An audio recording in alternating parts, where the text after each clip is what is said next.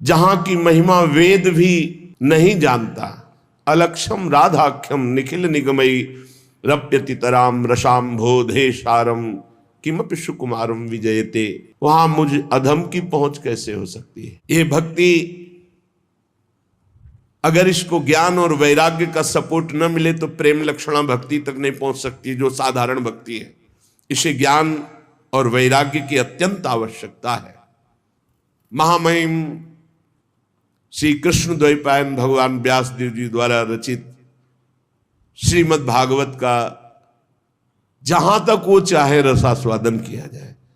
सच्चित आनंद स्वरूप भगवान श्री कृष्ण को हम नमस्कार करते हैं।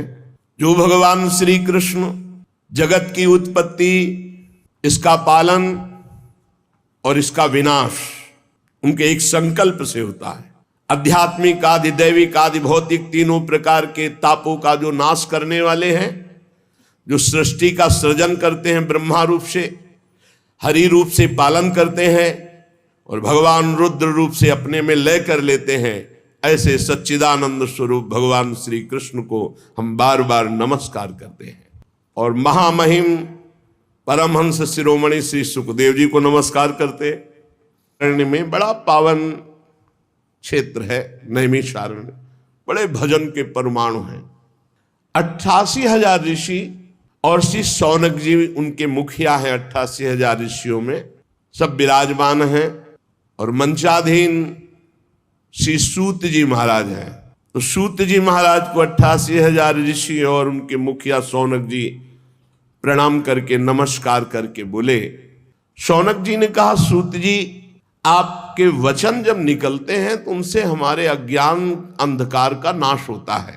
हे सूत जी महाराज, आपके वचन करोड़ों करोड़ों सूर्यों के समान हैं, क्योंकि अज्ञान अंधकार का नाश कर रहे हैं। जब आप भगवान की चर्चा कहते हैं तो हमारे कानों में ऐसा लगता है अमृत रस, जो हम बड़ी बड़ी यज्ञ करके आनंद प्राप्त नहीं कर पाए, और आपके श्रीमुख से भगवत चर्चा सुनकर वो आनंद वर्तमान में मुझे प्राप्त हो रहा है। भक्ति, ज्ञान और वैराग्य से प्राप्त होने वाले महान विवेक की वृद्धि किस प्रकार से होती है, ये हम आपसे पूछते हैं। विवेक ये बहुत समर्थ परमार्थ का शुभट है। जिसके पास विवेक है वो माया को रौंद कर परास्त करके निश्चित परम पद को या ब्रह्मबोध तत्व ज्ञान जो चाहे वो प्राप्त करो। विवेक, ये वैष्णवजन भगवान की दुरंत माया मोह से अपना कैसे पीछा छुड़ाते हैं। ये घोर कलिकाल है। इसमें जीव की प्रायः स्वाभाविक आसुरी प्रवृत्ति होती, राक्षसी प्रवृत्ति। तो क्या उपाय है जिससे माया आसक्त जीव कलिकाल में दैवी संपदा से संपन्न बनकर के भगवत प्राप्ति कर ले? ऐसा कोई उपाय है आपकी दृष्टि में? सूत जी, आप हमें कोई ऐसा शाश्वत साधना बताइए जो सबसे अधिक कम समय में हमारा परम कल्याण कर दे, सबसे अधिक बलशाली और कम समय में हमारा कल्याण कर दे। अगर चिंतामणि मिल जाए तो लौकिक सुख दे सकती है, कल्प वृक्ष मिल जाए तो स्वर्गिक सुख दे सकता है, परंतु अगर गुरु मिल जाए और गुरु प्रसन्न हो जाए तो योगी दुर्लभ नित्य भगवान का परम धाम दे देते हैं। सूत जी ने कहा, शौनकादि ऋषियों, मैं देख रहा हूं कि तुम्हारे हृदय में श्री कृष्ण का बहुत प्रेम है, इसलिए मैं विचार करके तुम्हें संपूर्ण सिद्धांतों का निष्कर्ष सुनाता हूं। ध्यान से सुनो, ये तुम्हारे जन्म और मृत्यु के भय का नाश कर देगा। ध्यान से सुनो। जब जीव के हृदय में भक्ति जागृत होती है, ऐसी भक्ति जिसका प्रतिदिन प्रवाह बढ़े, वो प्रवाह जीव को भगवान श्री कृष्ण के समीप ले जाता है, भक्ति का प्रवाह। और उसके ऐसे आचरण बनने लगते हैं कि भगवान प्रसन्न हो जाते हैं। जहां भगवान प्रसन्न होते हैं, ये माया अपने आप हटने लगती है, फिर उसमें कोई बाधा नहीं पहुंचाती। मैं तुम्हें साधन बताता हूं भगवान श्री कृष्ण को प्रसन्न करने का। सावधान होकर सुनो। कलयुग में जीवों के काल रूपी सर्प के मुख का ग्रास होने के त्रास का आत्यंतिक नाश केवल भगवान की कथा से हो सकता है। अगर हमें नित्य सत्संग मिले, नित्य भगवत चर्चा मिले, तो हमारा भजन रोज बढ़ेगा, भजन में रुचि बढ़ेगी, हमारे असत आचरण छूटेंगे, हम निश्चित भगवत प्राप्त हो जाएंगे। मन की शुद्धि के लिए भगवान की चर्चा से बढ़कर और कोई साधना नहीं। भगवान की चर्चा सुनना बड़ी दुर्लभ विषय। जन्म जन्मांतरों के जब पुण्य एकत्रित होते हैं तब भक्त और भगवान की चर्चा सुनने का सौभाग्य प्राप्त होता है। ये बहुत अमूल्य है भगवान की चर्चा। देखो, जब श्री सुखदेव जी महाराज राजा परीक्षित को कथा सुनाने के लिए उद्यत हुए तो देवता लोग अमृत का कलश लेकर के आए और कहा, महाराज, देवता अपना काम बनाने में बड़े कुशल होते हैं। नमस्कार किया और कहा, महाराज, ये अमृत कलश है, क्या करें? सुखदेव जी ने कहा, इसका क्या करें? नहीं, आप हमें कथा अमृत दे दीजिए और ये अमृत पिला दीजिए। परीक्षित को तक्षक सर्प काटेगा भी, तुम मरेंगे नहीं, क्योंकि अमृत का प्रभाव होता है, इसीलिए तो आप कथा सुना रहे हैं। उनको निर्भयता प्राप्त हो जाएगी अमृत से, और हमें सुना दीजिए कथा अमृत, जिससे हम मुक्त हो जाएंगे। हंस पड़े श्री सुखदेव जी, बड़े चतुर बनते हो। कहां एक कांच और कहां मणि। श्री सुखदेव जी ने हंसी उड़ा दी कि अरे जाओ, तुम एक कलश लेकर जाओ, तुम अधिकारी नहीं हो। दैन्य भाव से, आर्त भाव से अगर मांगते तो कुछ देने की जरूरत नहीं थी, अपने आप कथा सुनने को मिल जाती। लेकिन तुम अदला बदली कि हमें भगवदामृत पिला दो, ये हम देवामृत तुम्हें दे दे। ये कहां कांच और कहां भगवान श्री कृष्ण की चर्चा। तुम भक्त नहीं, तुम अभक्त हो। देखो, पहली हमारी मांग होनी चाहिए भगवत प्राप्ति, पर हर उपासक के मन में होती है आखिरी बात कि भगवत प्राप्ति तो हो ही जाएगी, हम भोग लेते हैं। कभी नहीं होगी ऐसे उपासक को। जो भगवत प्राप्ति को टालता है और अन्य भोगों को प्राथमिकता देता है, उसके लिए भगवत प्राप्ति बहुत दुर्लभ है। पूर्व काल में श्रीमद् भागवत के श्रवण से राजा परीक्षित को परम पद मिला, यद्यप सर्प ने काटा था। ब्रह्मा जी को बड़ा आश्चर्य हुआ। उन्होंने सत्यलोक में साधनों को तौला, एक तरफ सब साधन और एक तरफ भगवान की पावन लीला कथा। तो सब साधन हल्के पड़ गए और भगवान की चर्चा सबसे भारी रही। भगवत लीला कथा ये सीधे भगवत प्राप्ति कराती है। कलयुग में भगवान की लीला कथा सुनने से तत्काल माया मोह का नाश होकर के भगवत प्राप्ति होती है। और कहीं सप्ताह विधि से जो श्रवण करते हैं कामना पूर्वक, उनकी जो कामना होती है, या पाप प्रायश्चित, पापों का नाश, कामनाओं की पूर्ति, भगवत प्राप्ति, सब कुछ इसमें सुलभ है। शौनक जी ने पूछा, सांसारिक प्रपंच से मुक्त एवं विचरणशील देवर्षि नारद जी सनकादि के साथ संयोग कहां हुआ? वो विधि विधान के श्रवण में उनकी प्रीति कैसे हुई? सूत जी ने कहा, मैं तुम्हें वो भक्ति पूर्वक कथा सुनाता हूं। श्री सुखदेव जी का मैं अनन्य शिष्य हूं। सूत जी कह रहे, एक दिन विशालापुरी में चारों निर्मल ऋषि सनक सनंदन सनातन सनत कुमार सत्संग के लिए आए हुए थे। वहां उन्होंने देखा देवर्षि नारद जी को। शनकादि ने देवर्षि नारद जी के दर्शन से ही प्रश्न उत्पन्न हो गया और कहा, भगवान के भक्त का मुख उदास नहीं होता। अनासक्त पुरुष की ऐसी स्थिति किसी विशेष समस्या से होती। वो क्या समस्या है? देवर्षि नारद जी से सनकादि ने पूछा। नारद जी ने कहा, महाराज, मैं सर्वोत्तम लोक पृथ्वी लोक को इसलिए मानता हूं कि यहां बड़े बड़े महाभागवत भगवान के भजन करने वाले हैं। तो मैं पृथ्वी लोक में आया, यहां पुष्कर, प्रयाग, काशी, गोदावरी अर्थात नासिक हरिद्वार, कुरुक्षेत्र, श्रीरंग, सेतुबंध, कई तीर्थों में मैं विचरण करता रहा, लेकिन मुझे इन सब तीर्थों में जाने पर जो शांति चाहिए वो नहीं मिली। क्यों? क्योंकि इस समय अधर्म के सहायक कलयुग ने सारे तीर्थों में अपना प्रभाव फैला रखा है। मैंने तीर्थों में देखा, देवर्षि नारद जी कह रहे सत्य नहीं रह गया, तपस्वी, शुद्ध तपस्या, जो बाहर भीतर की पवित्रता, दया, दूसरों के सुख के लिए दान, ये सब जा रहा है कलयुग का प्रभाव। बेचारे जीव केवल कैसे पेट पालन हो, सब असत्यभाषी हो रहे हैं। देवर्षि नारद जी कह रहे कोई बिरला भगवान का आश्रित, जो भगवत मार्ग में निरंतर चित्त को जोड़े हुए है, उसी के ऊपर कलयुग का प्रभाव नहीं। पैसा तय करके वेद का पाठ करना या शास्त्रों का श्रवण कराना, ऐसा निषेध, ये कलयुग का प्रभाव है। देवर्षि नारद जी कह रहे तस्मात् शास्त्रम प्रमाणम, बोले चरित्र बेच करके उदर पोषण करने की वृत्ति, ऐसा दिमाग, नौकरी मिल जाए, रुपया मिल जाए, पद मिल जाए, चरित्र चला जाए, उसका कोई महत्व नहीं, ऐसा कलयुग बुद्धि को भ्रष्ट कर देता है।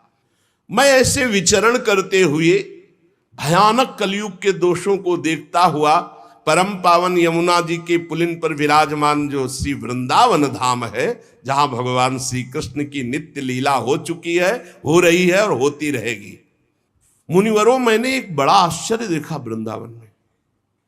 वहां एक बड़ी तेजोमयी दिव्य युवती खिन्न मन से बैठी है, उसके पास दो पुरुष वृद्धावस्था को प्राप्त अचेत पड़े हुए सांस ले रहे हैं।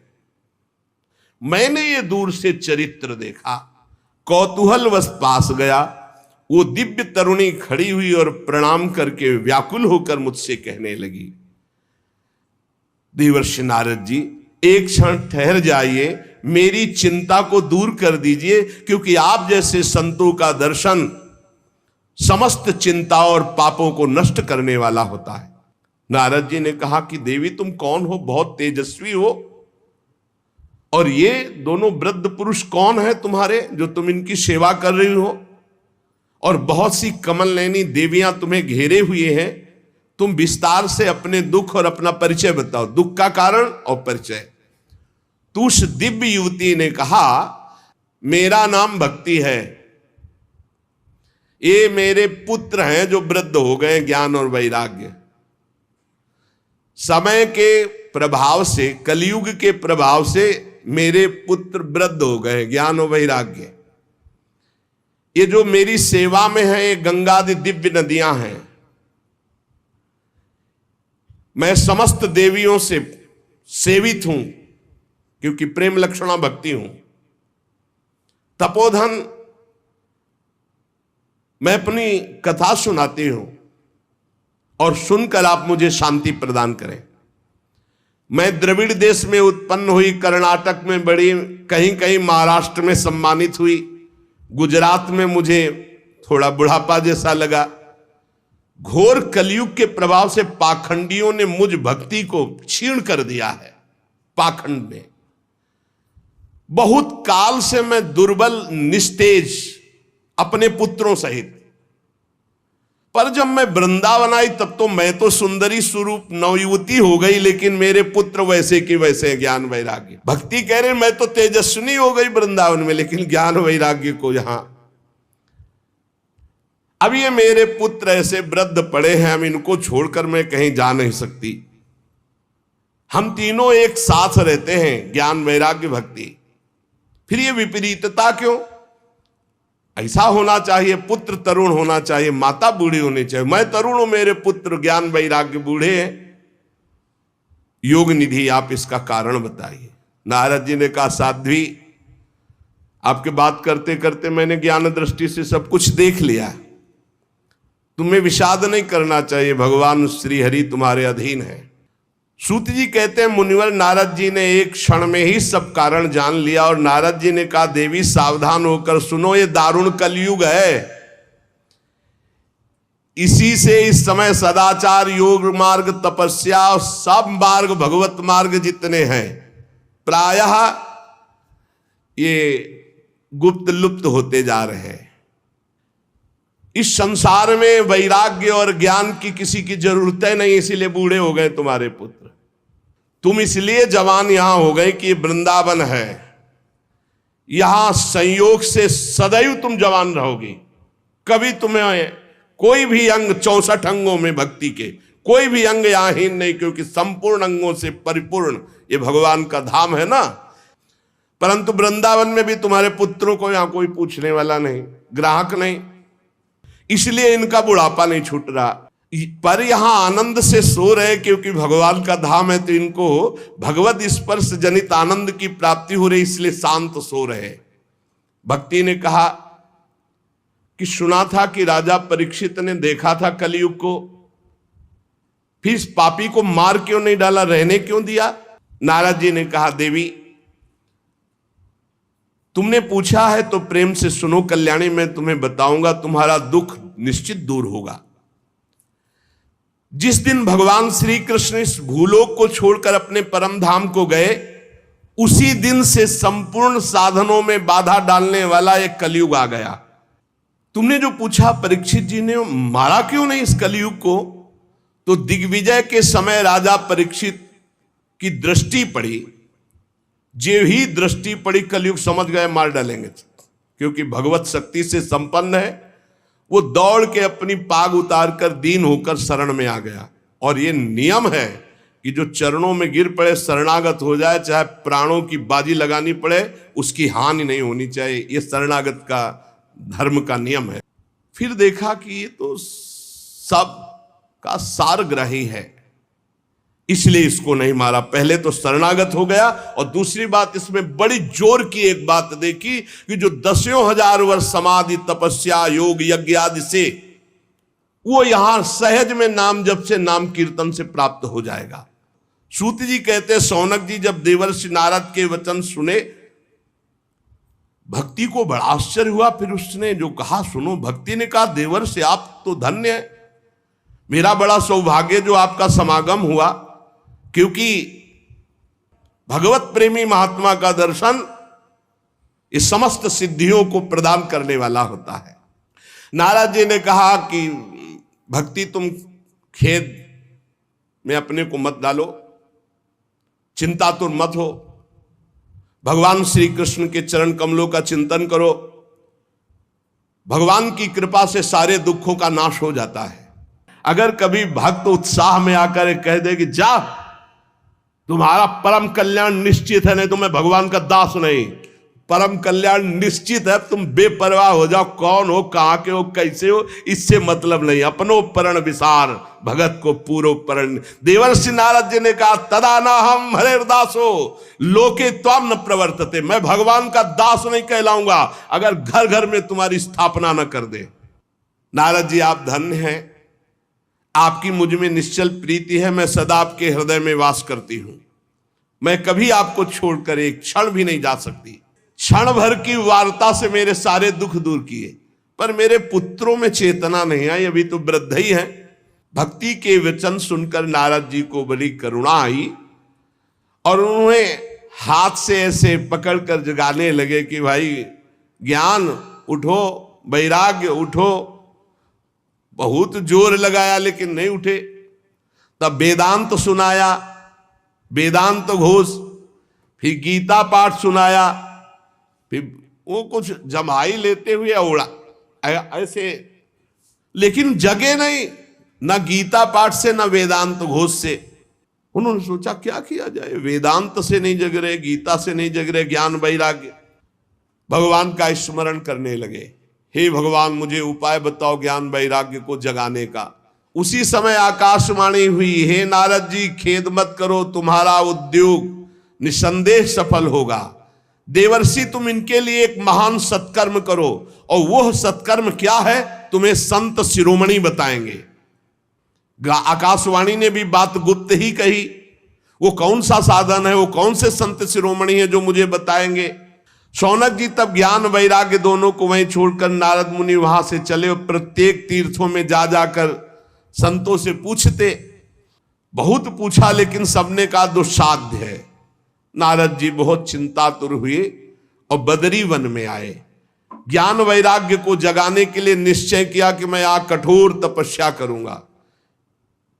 इसी समय भगवान की प्रेरणा से करोड़ों सूर्यों के समान तेजस्वी सनक सनंदन सनातन सनत कुमार दिखाई दिए। नारद जी बहुत आनंदित हुए, परस्पर नमस्कार हुआ। नारद जी ने कहा, महात्माओं आप मुझ पर कृपा करके शीघ्र वो साधना बतलाइए। सनक सनंदन सनातन सनत कुमार चारों ऋषियों में से बोले, देवर्षि आप चिंता मत करो, पहले तो प्रसन्न हो जाओ। उनके उद्धार का एक सरल उपाय पहले से विद्यमान है। जब संपूर्ण भागवत की चर्चा ज्ञान और वैराग्य भक्ति को सुनाई जाए तो तत्काल इनको बल मिलेगा, इनका कष्ट चला जाएगा और ये आनंद से उन्मत्त होकर नृत्य करेंगे। नारद जी, अब मैं भक्ति ज्ञान और वैराग्य को स्थापित करने के लिए प्रयत्न करूंगा।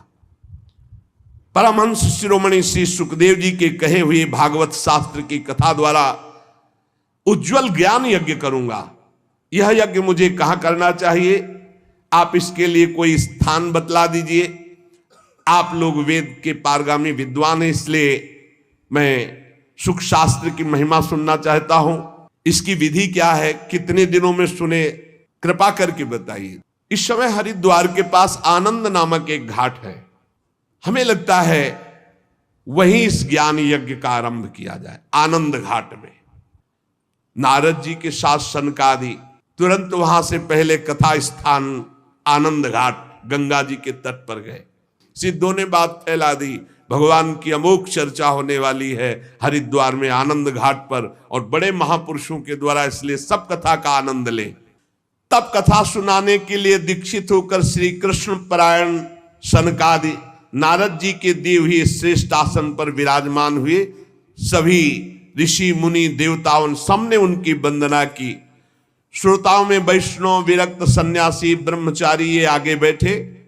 सबके आगे देवर्षि नारद जी, एक और ऋषिगण, एक और देवतागण, एक और वेद उपनिषद, एक और तीर्थ और दूसरी ओर जन साधारण स्त्री पुरुष, ये सब ऐसे विभाग करके कथा सुनने के लिए विराजमान हुए। सनकादि ऋषि महात्मा नारद को भगवत चर्चा का महात्म्य स्पष्ट करके सुनाने लगे। सनकादि ने कहा, हम आपको इसकी पहले महिमा सुनाते हैं। एक बार पूरी सम्यक 18,000 श्लोक सुन ले तो निश्चित उसको भगवत प्राप्ति हो जाएगी। और कहीं ध्यान देकर सुना तो प्रेम लक्षणा भक्ति जागृत हो जाएगी, जो मोक्ष को भी लघु करने वाली है। इसलिए इस कथा का सावधान होकर के आस्वादन करना चाहिए। जो पूरी कथा सुन लेगा तो श्रवण मात्र से श्री हरि हृदय में आकर विराजमान हो जाएंगे। इसमें 18,000 श्लोक, 12 स्कंद, श्री सुखदेव और राजा परीक्षित का संवाद। ये जीव तभी तक अज्ञानवश संसार चक्र में भटकता रहता है जब तक उसे भगवान की चर्चा सुनने को नहीं मिलती। जहां भगवान की चर्चा सुनने को मिली, मोह का नाश हुआ और भगवान की तरफ दौड़ पड़ता है।